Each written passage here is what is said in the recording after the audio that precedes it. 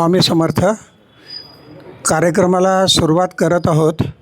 सर्वप्रथम मंडळाचे प्रमुख श्री दादा महाराज यांना मी विनंती करतो व्यासपीठाकडे यावं. तसेच खास आपले दादांचे गुरु अण्णा महाराज यांच्यापासून स्वामी सेवेत असलेले खास मालवण आलेले आबा महाराज मोरजकर यांना विनंती करतो. सौ विनीता वहिनी यांनाही कृपया व्यासपीठावर येण्याची विनंती करतो. तसेच श्री नगरकर काका यांना मी विनंती करतो. श्री स्वामी समर्थ. आज गुरुवार. आजचा महाप्रसादाचे जे मानकरी आहेत ते एक स्वामी भक्त आहे. त्यांनी विनंती केली की माझं नाव घेऊ नका, त्यामुळे त्यांचं काय नाव घेत नाही, पण त्यांच्यासाठी आपण सर्वांनी टाळ्या वाजवूयात. श्री स्वामी समर्थ. आज महाआरतीचा ज्यांना मान मिळाला ते दाम्पत्य आपल्या मंडळाचे जुने जे सेवेकरी श्री व सौ जाधव, श्री अजय जाधव आणि सौ मनीषा जाधव या दाम्पत्याला आज आरतीचा मान मिळाला आहे. श्री अजय जाधव हे ट्रेझरी ऑफिसमध्ये काम करतात आणि सौ वहिनी गृहिणी आहेत. अजय जाधव इथे मठामध्ये दादांनी जी काही त्यांना वेळोवेळी सेवा दिली जाते सर्व सेवामध्ये त्यांचा सहभाग असतो. विशेष करून पालखी सेवा, अन्नदान असेल, बैठक व्यवस्था, सर्व सेवामध्ये त्यांचा सहयोग असतो. सांगायचं अजून एक उद्दिष्ट म्हणजे ते राहतात उपनगरात, कुठे सांगवी ना, सांगवी भागात राहतात, पण दर गुरुवारी एवढ्या लांबून ऑफिस सुटलं की दोघंही दाम्पत्य सर्व बऱ्याचदा त्यांचं फॅमिली पण असते, इतक्या लांबून इथे आरतीच्या कार्यक्रमाला पूर्ण वेळ उपस्थित असतात. आरती सर्व संपल्यानंतर शेजारती झाल्यानंतर ते घरी जातात एवढ्या लांब. त्यामुळे त्यांचाही त्याबद्दल अभिनंदन. संपूर्ण कुटुंबच त्यांचं स्वामी भक्त आहे. तर अशा दाम्पत्याचा दादांनी सत्कार करावा अशी मी त्यांना विनंती करतो. आणि श्री स्वामी समर्थ महाराज की जय. आता नेहमीच्या प्रथेप्रमाणे आपल्या महिला सेवेकरी मेंदळे ताईंना विनंती करतो त्यांनी कृपया व्यासपीठाकडे येऊन गायन सेवा सादर करावी. ब्रह्मा विष्णू आणि महेश्वर सामोरी बसले मला हे दत्त गुरु दिसले मला हे दत्त गुरु दिसले. ब्रह्मा विष्णू आणि महेश्वर सामोरी बसले मला हे दत्त गुरु दिसले मला हे दत्त गुरु दिसले. माय उभी ही गाय होनी पुढे वासरू पाहे वळुनी. माय उभी ही गाय होनी पुढे वासरू पाहे वळुनी. कृतज्ञतेचे श्वान बिचारे पायावर झुकले मला हे दत्त गुरु दिसले मला हे दत्त गुरु दिसले. चरण शुभंकर फिरता तुमचे चरण शुभंकर फिरता तुमचे मंदिर बनले उभ्या घराचे मंदिर बनले उभ्या घराचे. घुमटामधुनी हृदय पाखरू स्वानंदे फिरले मला हे दत्त गुरु दिसले मला हे दत्त गुरु दिसले. तुम्हीच केली सारी किमया कृतार्थ झाली माझी काया. तुम्हीच केली सारी किमया, कृतार्थ झाली माझी काया. तुमच्या हाती माझ्या भवती औदुंबर वसले. मला हे दत्त गुरु दिसले. मला हे दत्त गुरु दिसले. ब्रह्मा विष्णू आणि महेश्वर सामोरी बसले. मला हे दत्त गुरु दिसले. मला हे दत्त गुरु दिसले. फारच छान ताई. श्री स्वामी समर्थ. एक माहितीसाठी एक विषय बोलतो. आता बऱ्याच महिन्यापासून आपण बघत असाल इथे आपल्या मंदिरामध्ये सतत गर्दी असते. आपले भक्तगणही वाढलेत, भरपूर व्याप वाढला आहे. महाराष्ट्रामध्ये कानाकोपऱ्यात आपलं मंदिराची ख्याती झालेली आहे. प्रॉपर पुण्यातनं आणि बाहेरगावावरनं भक्त इथे दादांचं मार्गदर्शन घ्यायला येतात. आता असं व्हायला लागलं की वेळही कमी पडायला लागला आहे दादांना. सकाळ संध्याकाळ दादा असतात इथे मठात, पण भक्तसंख्या वाढायला लागली आहे. बाहेरचे आपले जे काही केंद्र आहेत त्या केंद्रामधनं दादांना मागणी होत असते, आमच्या गावाकडे या, व्हिजिट द्या. कसं आहे, जसं इथे मठामध्ये भक्त येतात शंका समाधान विचारायला, तसं आपले बरेच मठ ग्रामीण भागात आहेत. तिथल्या लोकांनाही गरज आहे मार्गदर्शनाची. त्यामुळे तिथूनही सारखी मागणी होत असते दादांना की तुम्ही या. आणि त्या अनुषंगाने दादा दर 1-2 महिन्याला वेगवेगळ्या केंद्रांना भेटी देतच असतात. त्यामुळे हे आपल्या अभिमानाची गोष्ट आहे. दादांचं जे काही इथं कार्य आहे, दर गुरुवारी प्रबोधन होतं, जे काय दादा मार्गदर्शन करतात ते सर्वत्र महाराष्ट्रभर भारतभर ऐकलं जातं, पाहिलं जातं व्हिडिओ. तसंच देऊळगाथाचाही आपल्याला सहकार्य आहे चॅनलचं, त्यांच्या माध्यमातूनच आपण सोशल मीडियावर पोचतो. तर हे आपल्या मंडळाची ख्याती झालेली आहे. त्यामुळे आनंद आहे सगळा. श्री स्वामी समर्थ. आता पुढील सूत्र मी दादांच्याकडे देतो. कृपया दादांनी प्रबोधनाला सुरुवात करावी विनंती. श्री स्वामी समर्थ. आपण सामुदायिक जप पहिला घेऊ. इच्छित दाता सकल कार्य सिद्ध करता, सकल दुःख हरता, श्री स्वामी समर्थ. नमो नमः स्वाहा. इच्छित दाता सकल कार्य सिद्ध करता, सकल दुःख हरता, श्री स्वामी समर्थ. नमो नमः स्वाहा. इच्छित दाता सकल कार्य सिद्ध करता, सकल दुःख हरता, श्री स्वामी समर्थ. नमो नमः स्वाहा. इच्छित दाता सकल कार्य सिद्ध करता, सकल दुःख हरता, श्री स्वामी समर्थ. नमो नमः स्वाहा. इच्छित दाता सकल कार्य सिद्ध करता, सकल दुःख हरता, श्री स्वामी समर्थ. नमो नमः स्वाहा. इच्छित दाता सकल कार्य सिद्ध करता, सकल दुःख हरता, श्री स्वामी समर्थ. नमो नमः स्वाहा. इच्छित दाता सकल कार्य सिद्ध करता, सकल दुःख हरता, श्री स्वामी समर्थ. नमो नमः स्वाहा. इच्छित दाता सकल कार्य सिद्ध करता, सकल दुःख हरता, श्री स्वामी समर्थ. नमो नमः स्वाहा. इच्छित दाता सकल कार्य सिद्ध करता, सकल दुःख हरता, श्री स्वामी समर्थ. नमो नमः स्वाहा. इच्छित दाता सकल कार्य सिद्ध करता, सकल दुःख हरता, श्री स्वामी समर्थ. नमो नमः स्वाहा. इच्छित दाता सकल कार्य सिद्ध करता, सकल दुःख हरता, श्री स्वामी समर्थ. नमो नमः स्वाहा.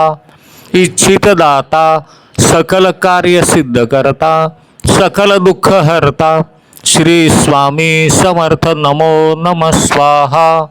इच्छित दाता सकल कार्य सिद्ध करता, सकल दुःख हरता, श्री स्वामी समर्थ नमो नमः स्वाहा. इच्छित दाता सकल कार्य सिद्ध करता सकल दुःख हरता श्री स्वामी समर्थ नमो नमः स्वाहा. इच्छित दाता सकल कार्य सिद्ध करता सकल दुःख हरता श्री स्वामी समर्थ नमो नमः स्वाहा. श्री स्वामी समर्थ. आत्तापर्यंत आजच्या गुरुवारी म्हणजे जेवढे आपण उपस्थित स्वामी भक्त जेवढे इथे आहेत, जी काय सेवा घडली, आत्ता हा जो आपण मंत्र म्हटला त्या मंत्रासह ही सेवा आज एका विशिष्ट उद्देशाकरता आपण स्वामींच्या चरणी अर्पण करू. आपल्या मंदिरात आपण बघितलं सगळ्यात ज्येष्ठ सेवेकरी बोडोस काका, जे स्वामींच्या करता दर गुरुवारी ते विडे आणतात. विडेची जी आपली आरती आहे ना, तर ते विडे करून आणतात. आज म्हणजे गेले 2-3 दिवस ते दवाखान्यामध्ये त्यांना दाखल केलेलं आहे. आणि अक्षरशः म्हणतो ना, योद्धा लढत कसा असतो तसं ते मृत्यूबरोबर त्यांची ती झुंज सुरू आहे. डॉक्टर पराकष्टा करतायत. बोडोस काकांच्या घरचे सगळे जी काय सेवा असेल त्या सेवेमध्ये ते आहेत. आपल्या सगळ्यांच्या प्रार्थना सुरू आहेत. तर स्वामींना आज अशीच विनंती की ही सगळ्यांची जी सामुदायिक सेवा घडली, सामुदायिक सेवेमध्ये फार मोठं ताकद असते.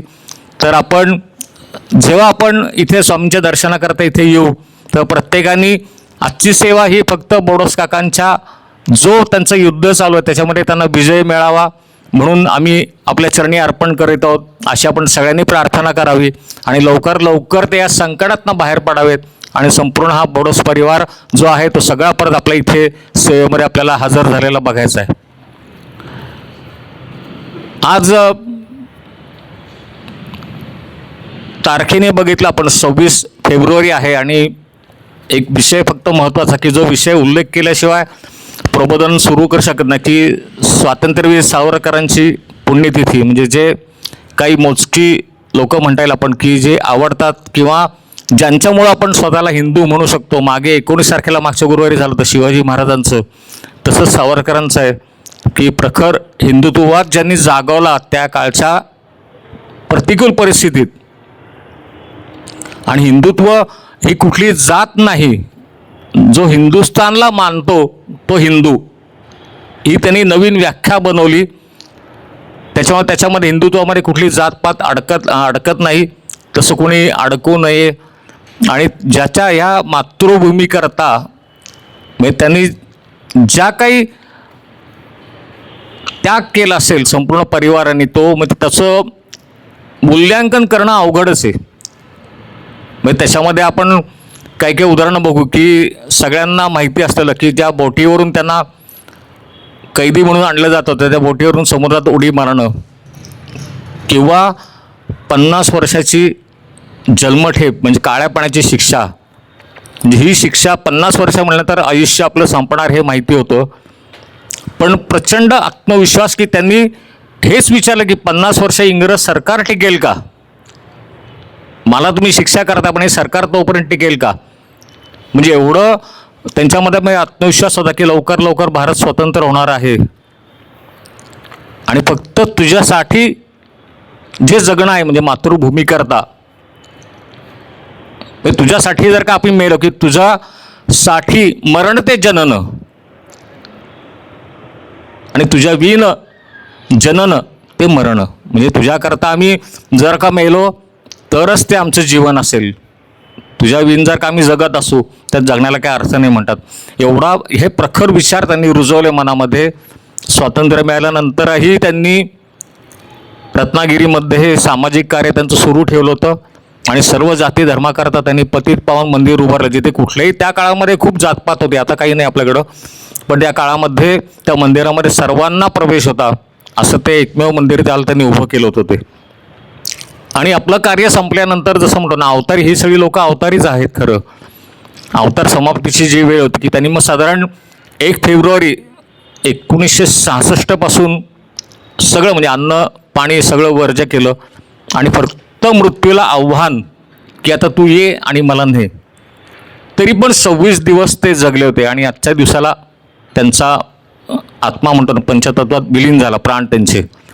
तर अशा ह्या थोर विभूतीला एकदा विनम्र अभिवादन आणि प्रबोधनाची सुरुवात मला करायची होती. आजचा विषय महत्त्वाचा होता. मला आपल्या एका सेवेकऱ्यांनी सांगितलं होतं की ग्रहण येत आहे, चंद्रग्रहण, मला वाटतं 2 किंवा 3 तारखेला चंद्रग्रहण आहे, तर त्याविषयी थोडीशी माहिती देता आली तर बघा.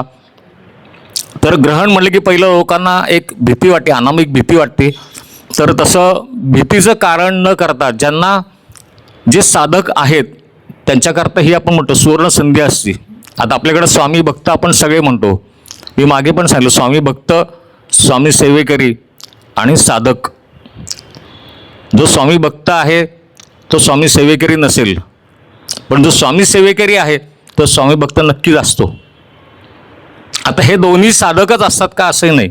साधक असे सुद्धा आहेत जे उपासना ज्यांना करायची आहे, जे पहाटे लवकर उठून करतात किंवा ही ग्रहणासारखी सुवर्ण संधी जे घेतात ते साधक, जे नित्यनेमाने जे उपासना करतात ते साधक. ही साधना करण्यासाठी आपल्याला योग्य जो मुहूर्त म्हणला पाहिजे की ज्याच्यामध्ये आपली साधना 1000 पटीने वाढते, तो मुहूर्त म्हणजे सगळ्यात उत्तम हा ग्रहणाचा. कोणतेही सूर्यग्रहण असू देत किंवा चंद्रग्रहण असू देत. आता चंद्रग्रहण हे होतं सगळ्यात महत्त्वाचं म्हणजे हे होतं म्हणजे चंद्रग्रहण होतं म्हणजे काय होतं. आता ह्याच्यामध्ये जर का पौराणिक कथेचा भाग बघितला तर जेव्हा समुद्र मंथन झालं होतं, समुद्र मंथनातनं जी काय रत्न बाहेर आली त्याच्यामध्ये अमृत असं एक होतं की जे प्यारांनी सगळ्यांना अमरत्व प्राप्त होणार आहे. विष्णूंनी काय केलं, मोहिनी रूपात ते अमृत पहिलं प्राप्त करून घेतलं. देवांना पहिला आपण अमृत देऊ म्हणून सगळ्या देवांना त्यांनी अमृत द्यायला सुरुवात केली. त्यावेळेला तिथे एक राक्षस पण उपस्थित होता. त्या राक्षसाचं नाव होतं स्वानुर्भाव, त्याचं राक्षसाचं नाव. हा राक्षस तिथं उपस्थित राहिला आहे, हा देव नाही आहे, देवांचं रूप घेऊन हा राक्षस आलेला आहे हे बघितलं सूर्य आणि चंद्रांनी. त्यांनी विष्णूंच्या कानामध्ये येऊन सांगितलं हा अमुक अमुक तिथे उपस्थित राहिलेला आहे. ते बघितल्यावर विष्णू तात्काळ त्यांनी जे शांत स्वरूप असतं विष्णूंचं जर का आपण बघितलं शांत माळेव जे रूप आहे ते टाकून तिथं प्रचंड उग्र रूप धारण केलं आणि त्या राक्षसाचा त्यांनी शिरच्छेद केला. सुदर्शन चक्र त्यांनी सोडून ते केलं, शिरच्छेद झाला, पण तोपर्यंत त्याला अमृताचे 2-3 थेंब त्याच्या तोंडामध्ये पडलेले होते. त्याच्यामुळे झाला काय, तो मेला नाही, त्याचं शिर एका बाजूला गेलं, धड एका बाजूला गेलं. ज्याला पुढं आपण म्हणतो ना राहू केतू, हे 2 ग्रह त्याच्यापासून निर्माण झाले आणि त्यांना अवकाशामध्ये भ्रमण करण्याचं म्हणजे पुढचं कार्य काहीच नाही आहे. ह्या अवस्थेत तुम्ही असेच अवकाशात भ्रमण करत राहाल असा त्यांना तो शाप मिळाला. बरं, हे घडलं कोणामुळं, आता सूर्य आणि चंद्र, त्याच्यामुळे राहू आणि केतू हे दोघं जण म्हणजे त्यातला राहू जो आहे ज्याच्याकडं शिर आहे तो कायम ह्या दोघांना खायचा प्रयत्न करत असतो. जेव्हा जेव्हा संधी मिळेल तेव्हा त्यांना तोंडामध्ये आ करून त्यांना गिळायचं प्रयत्न करत असतो, पण गिळलं जात नाही ते, कारण खाली धडच नाही ना ते. जेव्हा तो त्यांना गिळायचा प्रयत्न करत असतो त्याला ग्रहण, फक्त ही कथे म्हणजे पौराणिक कथा ही अशी आहे की तो त्यांना त्या वेळेला जाऊन गिळायचा प्रयत्न करतो, म्हणून आपल्याला ते दिसत नाहीत, पण जेव्हा त्याला शक्य होत नाही तो त्यांना परत बाहेर काढतो. ग्रहण सुटलं जे आपण म्हणतो ती कथा. ते भौगोलिक जर का आपण बघितलं त्याच्यामध्ये कसं होतं की सूर्य, पृथ्वी आणि चंद्र जेव्हा एका रेषेमध्ये येतात, हे एका रेषेमध्ये येणं महत्त्वाचं असतं. सूर्याच्या प्रकाशामध्ये पृथ्वी येते. आपल्याला सगळ्यांना माहिती आहे की सूर्यप्रकाशामुळंच फक्त ग्रह तारे जे प्रकाशमान आहेत, हा चंद्रप्रकाश जो आहे ना तो सूर्याच्याच प्रकाशामुळं तो चंद्रप्रकाशमान आहे, त्याच्यामध्ये ती पृथ्वी येते, ती सावली पडते चंद्रावरती आणि मग तो चंद्र जो आपल्याला दिसतो काळा झालेला, ती संपूर्ण कधीकधी सावली पूर्ण पडते, पूर्ण ग्रहण ज्याला म्हणतो आपण खग्रास, काय काळात ती अर्धीच पडलेली असते खंडग्रास. ही सावली जेव्हा प्रत्येक गतिमान आहे, सूर्य पण गतिमान आहे किंवा पृथ्वी गतिमान आहे, हे जेव्हा हलतात मग हळूहळू ते सुटायला सुरुवात होती. ती ग्रहण सुटलं आपण जे म्हणतो ती सुरुवात होती. म्हणजे शास्त्रीय किंवा भौगोलिक कारण हे आहे की हे तीन ग्रह जेव्हा एकत्र आलेले आहेत, समोरासमोर एका रेषेमध्ये आलेले असतात, तेव्हा ते ग्रहण होतं. मग ह्या ग्रहणामध्ये बरेचसे काही गैरसमजुती आहेत, किंवा मी आत्ता म्हटलं की साधकांना जर का त्याचा फायदा करून घ्यायचा असेल, आता आत्ता जे ग्रहण आहे ते चंद्रग्रहण जे आहे ते पूर्ण ग्रहण आहे, म्हणजे खग्रास ग्रहण आहे. आपल्याकडं दिसताना ते उदयस्त आहे, म्हणजे जेव्हा चंद्र उदय जेव्हा होतो त्यावेळेला ते दिसणार आहे. पण तसं बघितलं तर दुपारी 3 वाजल्यापासून ते सुरू होणार आहे. दुपारी 3 सव्वा 3 वाजता त्याचं सुरुवात आहे.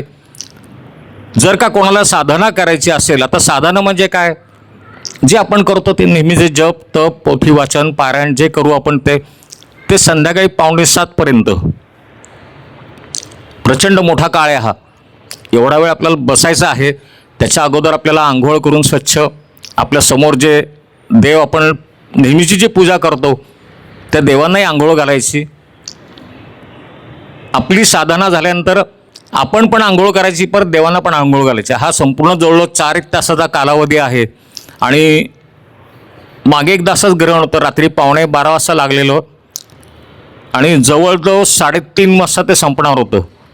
आणि गुरुवारी अण्णा त्यावेळेला होते. अण्णांनी सांगितलं, जर का तुम्हाला इच्छा असेल तर करा, रात्री उशिरापर्यंत आहे. तर 11:15पर्यंत माझं चाललं, हो का नाही करायचं का नाही असं चाललं होतं. पण शेवटी 11:30 वाजता नाही बसूच, अण्णांनी जर का सुचवलं तर काहीतरी कारण असेल म्हणलं. 11:30 वाजता मी रात्री आंघोळ केली. बरोबर 11:15 वाजता मी आत्ता सांगितलं तसं सगळे देव पुढे घेऊन त्यांनाही आंघोळ घालून साधनेला सुरुवात केली. ती 3:30पर्यंत. 3:30 वाजता मी परत आंघोळ केली. देवांची आंघोळ पूजा करून मी पहाटे 5:30ला झोपलो आणि परत 6:30ला उठलो, कारण आम्हाला पूर्वी दुकानामध्ये 8 वाजता जावं लागायचं. ही साधना, म्हणजे मला कसं म्हणायचं की म्हणजे ह्याच्यात मी केलं असं नाही, पण ज्याला करायची इच्छा असेल तर त्याला एवढा वेळ बसायची तयारी ठेवा. दुपारी 3 वाजल्यापासून आपल्याला बसायचं आहे ते संध्याकाळी 7 वाजेपर्यंत. 4 तासामध्ये जे आपण नेहमीचे जप करतो, जी आपली जपमाळ आहे, जी आपली पोथी आहे पारायणाची, ज्यांना जेवढं शक्य असेल त्या प्रकारे ती साधना करायची आहे. फक्त मी आता सांगितलं तसं की 3 वाजता आंघोळ करून बसायचं, देवांना आंघोळ घालायची. 7 वाजता आपण आंघोळ करायची, परत देवांची आंघोळ पूजा, हे सगळं करायला 4 ते 4.5 तास लागतील. ज्यांना शक्य असेल त्यांनी जरूर बसावं त्याच्यामध्ये. आणि हा जो कालावधी 4 तासाचा, तो आपली साधना आपल्याला 1000 पट जी आपली ऊर्जा आहे ती वाढवणारा असतो. शक्य असेल त्यांनी जरूर बसावं. आता पूर्वी ग्रहण म्हणजे असं काही गरोदर स्त्रियांनी करू नये, की त्याच्यामध्ये काय करू नये की बाबा भाजी चिरणं, स्वयंपाकात भाग घेणं, असं होऊ शकतं बरं का. म्हणजे जे एखाद्याने कात्रीने समजा काही वस्तू कापायची असेल, कात्रीला हात लावू नये. जे अपत्य असतं त्याचा काही ना काहीतरी अवयव एखादा कापला गेलेला असतो. माझ्यासमोर एक आमच्या वाड्यामध्ये उदाहरण होतं. ग्रहण काळामध्ये त्या स्त्रीच्या, म्हणजे ती गरोदर स्त्री होती, तिच्याकडनं नकळत काहीतरी कापलं गेलं. तिचं जे बाळ जन्माला ते कानाची पाळी कापलेली होती. म्हणजे लोक जी आपली पूर्वज सांगत होते काही ना काहीतरी त्याच्यामध्ये तथ्य आहे, ते अजूनही आहेत तिथे लोक. ग्रहण काळानंतर दान धर्म करावा. आपल्या पूर्वजांनी असं सांगितलं की कुठलीही गोष्ट, जे सण सूद आहेत ना आपल्या, संक्रांतीला पण सांगितलं की आपली हळदी कुंकू जे असतात, चैत्र गौरीचे हळदी कुंकू आहेत, संक्रांतीचं आहे किंवा श्रावण महिन्यातलं, जेणेकरून आपल्याकडनं दुसऱ्याला काहीतरी दिलं जावं. दानसुद्धा कसं असावं. आता दानधर्मातून एक छोटीशी परत गोष्ट सांगतो. पांडवांना जेव्हा वनवास संपून ते आले, संपूर्ण वनवास 14 वर्ष जो काय असेल सगळं संपून आल्यानंतर त्यांनी जे स्वतःचं राज्य स्थापन केलं इंद्रप्रस्थ, आणि राजा युधिष्ठिर किंवा धर्मराजा जे म्हणायचे, भरपूर त्याला दानधर्म केला त्यांनी, भरपूर. पुढची 1-2 वर्ष सगळी दानधर्मात गेली.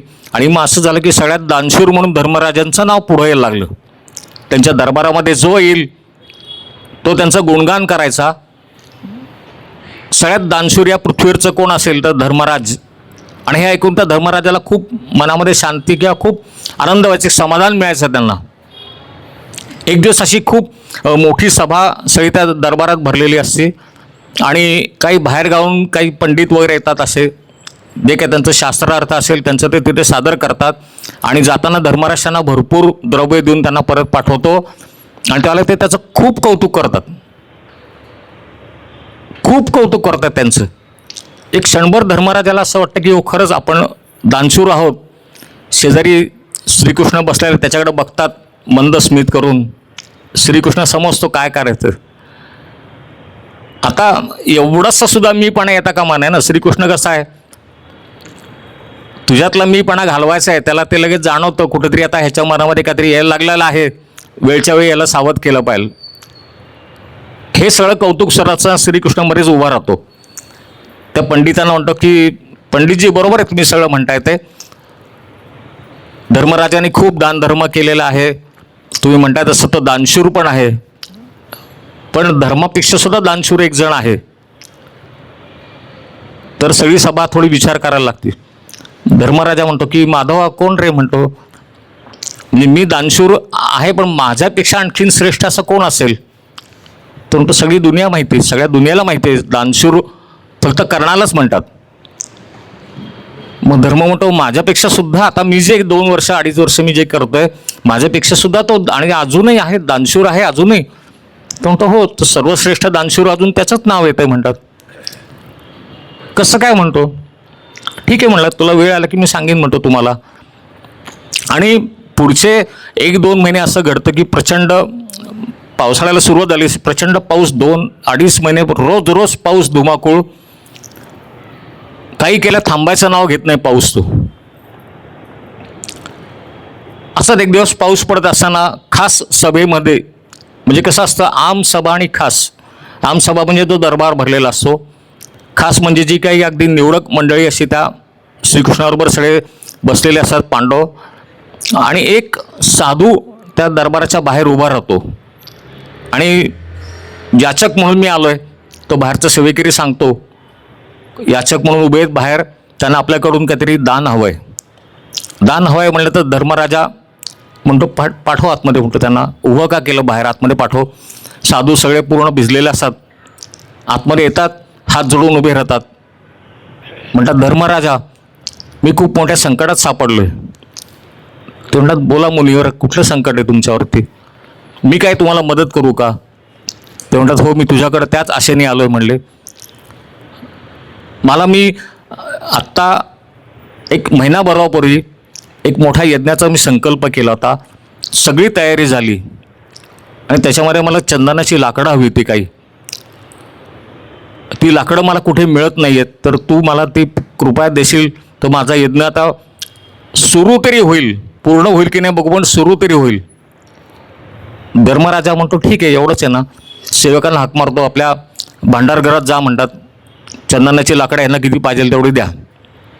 साधूला घेऊन तो जातो, सेवक त्या भांडारघरात जातो, बघतो लाकडं असतात, चंदनाची नसतात. आणि जी काय लाकडं असतात ती ओली वाळलेली कुचकट असे काय काय तिथं पडलेलं असतं. तो सेवक त्यांना घेऊन येतो परत. साधू म्हणतो अरे महाराज आम्ही तुमच्याकडे त्या गेलो होतो, तिथे लाकडं आहेत पण चंदनाची काही मला मिळालं नाहीत कुठं. मग ते सेवकाला सांगतात की अरे तू जंगलातनं जाऊन यांना काहीतरी तोडून आणून दे म्हणतात. कुठूनही आणून दे. तो श्रीकृष्ण म्हणतो धर्मा अरे एवढा पाऊस आहे, जंगलात काय लाकडं कोरडी राहिलेली असेल का, लाकडं मिळणारच नाहीत. तो साधू मग खिन्न होतो. तो म्हणतो मी खूप मोठ्या आशेने आलो होतो, महाराज एवढं दानधर्म करतात, बहुतेक मी आता रिकामी हाताने परत जातो. श्रीकृष्ण म्हणतो की थांबा, असं करू नका मुनीवर, अजून एक व्यक्ती आहे तुम्ही त्याच्याकडे जा म्हणतो, तुमचं काम बहुतेक तिथं होईल. नाही बहुतेक नाही, होईलच म्हणतात. तो मुनी हात जोडतो. तो म्हणतो कोणाकडे जाऊ. सांगतात कर्णाकडं. कर्णाकडे जाऊ म्हणल्यानंतर धर्मराजा एकदम चमकून त्यांच्याकडे श्रीकृष्णाकडे बघायला लागतो. तो म्हणतो केशव अरे पाऊस पडते मला सांगतो, माझ्या इथं मोठा एवढा राजवाडा आहे, माझ्याकडे एकही लाकूड शिल्लक नाही आहे आणि कर्ण तरी कुठनं देणार आहे. मग जाऊन ते म्हणतात मुलींना जाऊन बघून तर या तुम्ही, काम तुमचं होणार 100%, तुम्ही जा तिथं. ते मुनी हात जोडून निघून जातात, कर्णाकडे जाऊ म्हणतात. आता धर्माला उत्सुकता लागते धर्मराजाला की हा कर्ण आता काय करणार आहे. श्रीकृष्णाला म्हणतो अरे श्रीकृष्ण आता काय करणार आहे कर्ण. तो म्हणतो तुला उत्सुकता लागली आहे ना तुम्हाला, चला माझ्याबरोबर. दोघंजण वेश बदलून जातात कर्णाच्या दरबारामध्ये. जो मोठा राजप्रसाद असतो, तो मोठा राजवाडा असतो कर्णाचा, पण त्याला अंगराज दुर्योधनाने जी पदवी दिलेली असते त्याला अंग जो देश आहे किंवा जो गाव किंवा ते राज्य त्याला बहाल केलं असं अंगराज कर्ण त्याला म्हणायचे. त्यामुळे तो राजवाडा मोठा त्या राजवाड्यामध्ये पाऊस पडत असतो, पाऊस कोसळत असतो. ते मुनिवर तिथे तसेच भिजत भिजत गेलेले असतात. कर्णासमोर उभे राहतात याचक म्हणून, की कर्णा मला तुझ्याकडनं एक छोटंसं दान हवं आहे म्हणतात. कर्ण म्हणतो काय देऊ, तुम्ही सांगा आत्ता, ती वस्तू मी तुम्हाला देतो. त्याला तेच सांगतात, मी असा असा संकल्प केला, यज्ञ मला करायचा आहे आणि त्याच्यामध्ये मला काही चंदनाची लाकडं हवी आहेत. कर्ण परत तसंच करतो. त्यांचे जे तिथे बाहेर जे शिपाई असतात त्यांना सांगतो, ह्यांना घेऊन त्या भांडारगरात जा, तिथे बघ आहेत का. तसंच घडतं, लाकडं कुठेही मिळत नाहीत. तो त्यांना सांगायला येतोच परत सेवक, की इथे लाकडं नाही आहेत, जी आहेत ती सगळी साधी आहेत, चंदनाची काही लाकडं नाही आहेत. मग आपण जंगलामधनं जाऊन काही तपास केला तर तो म्हणतो नाही, जंगलात सुद्धा काही नाही. ते साधूच सांगतात की जंगलामध्ये सुद्धा काही मिळणार नाही, आम्ही सगळीकडे शोध घेतोय, कोणाकडे कुठल्याही वखारीमध्ये कोरडं लाकूड नाही आहे. चंदनाचं तर अवघडच आहे, पण कोरडं सुद्धा लाकूड मिळणार तर खूप म्हणजे खूप अवघड काम झालेलं आहे. आता मला असं वाटतं की बहुतेक इथूनही मला परत जावं लागते. तर कर्ण म्हणतो की कर्णाच्या दारातनं एखादा याचक परत जाणार हे कदापि शक्य होणार नाही. आता धर्मराजा श्रीकृष्ण जे वेश बदलून आलेले असतात, धर्मराजा श्रीकृष्णाकडे बघत असतो अपेक्षेने. श्रीकृष्ण त्याचा मंद स्मित अगदी नेहमीचं जे ठरलेलं आहे, थांब म्हणतो, काय घडते ते बघत जा. मुनीवर वळणार तेवढाच श्रीकृष्ण कर्ण त्यांना आवाज देतो, थांबा योगीराज म्हणतो, थांबा. त्याच्याबरोबर जे 2-3 बाहेर ते शिपाई उभे असतात त्यांना सांगतो की आत्ताच्या आत्ता मग तुम्ही माझ्या गर्भगृहात जा, म्हणजे शयनकक्ष, आत्ता जे आपण म्हणतो बेडरूम, ती बेडरूम नाही तर मोठा कक्ष असतो, त्या शयनकक्षाला दारं आणि खिडक्या ज्या आहेत त्या चंदनाच्या आहेत म्हणतात. त्या तोडा म्हणतात, ते सगळं शयनकक्ष तोडा आणि ती लाकडं ह्या मुनीवर यांना द्या. आणि मग श्रीकृष्ण परत धर्मराजाकडे बघतो की आता समजलं का काय, एक जी गोष्ट मला पण पाहिजेल आहे, दान कुठल्या गोष्टीचं, जी गोष्ट मला आवश्यक आहे. आता शयनकक्ष आहे, दरवाजे खिडक्या तर त्याला आवश्यक आहेत, पण ते तोडायचं आहे आणि ते तोडून ती लाकडं त्याला द्यायची त्या ऋषींना, जो त्यांना ओळखत पण नाही करणं, त्यांना अनोळख्या व्यक्तीला ते दान करायचं आहे. म्हणजे दान कसं असावं की जी गोष्ट माझ्याकडे आहे, मला त्याची गरज आहे, पण समोरच्याला देणं. आपल्याकडं भरपूर आहेत, पैसे भरपूर आहेत, आपण बघतो हल्ली संस्थेला दान धर्म करणं एक आहे, म्हणजे कोणी मनोभावे करत असेल, कोणी एक प्रसिद्धी म्हणून करत असेल, पण जी गोष्ट माझ्याकडे आहे, मला त्याची गरज आहे आणि समोरच्याला पण ती गरज आहे, ती देणं हे खरं दान आहे. आणि हे दान करणं करत असतो. आणि मग तिथे धर्मराजाचे म्हणतो ना आपण, डोळे उघडतात, त्या कान उघडणी जी आपण म्हणतो तशी झाली. तर तसं त्या पद्धतीने दान धर्म आपल्या ज्या पूर्वजांनी सांगितलं त्या पद्धतीने व्हावा ग्रहण सुटल्यानंतर. त्यामुळं ग्रहण सुटलं जे आहे, आपण एक 10-20 रुपये 100 रुपये 21 रुपये काहीतरी देऊ असं नाही. खरोखरीच एखादा गरजू असेल तर त्याला एखादी जी वस्तू लागणार आहे ती दान धर्म आपण त्याच्यात करू शकतो. आणि हा ग्रहणाचा फायदा आपण अशा पद्धतीने घेऊ. मी आत्ता सांगितलं की दान योग्य प्रकारे योग्य वस्तूचं आणि योग्य व्यक्तीला जावं.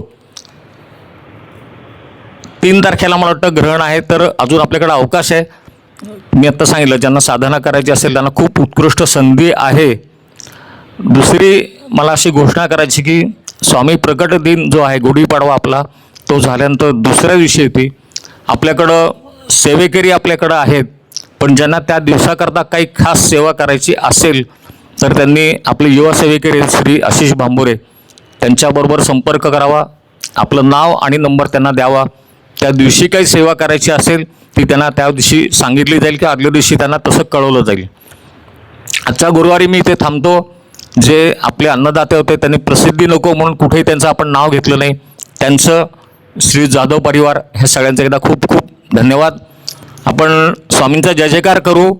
आणि पुढचा जो कार्यक्रम आहे आपला पालखीचा, तो पालखीचा कार्यक्रम इथे पालखी मार्गस्थ झाल्यानंतर दर्शनाची रांग आणि महाप्रसादाची रांग असं सगळं आपले सेवेकरी सांगतील त्याप्रमाणे सगळं पुढचं आपण करत जाऊ.